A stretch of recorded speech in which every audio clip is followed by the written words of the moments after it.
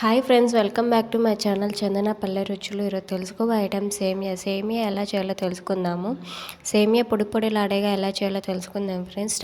Stove on చేసుకోవాలి. Stove on చేసుకున్నాక pan heat అయ్యాక ఆయిల్ వేసుకొని సేమియా బ్రౌనిష్ కలర్లో వచ్చేందుకు ఫ్రై చేసుకోవాలి. అదే ప్యాన్లో తగినంత ఆయిల్ వేసుకొని సాసవులు, కరివేపాకు, ఎండుమిరపకాయలు, పచ్చిశనగపప్పు, టమోటో, ఆనియన్, పచ్చిమిర్చి వేసుకొని మెత్తబడేంతకు ఫ్రై చేసుకోవాలి. ఫ్రై అయ్యాక ఒక గ్లాస్ సేమియాకి ఒక గ్లాస్ వాటర్ యాడ్ చేసుకోవాలి.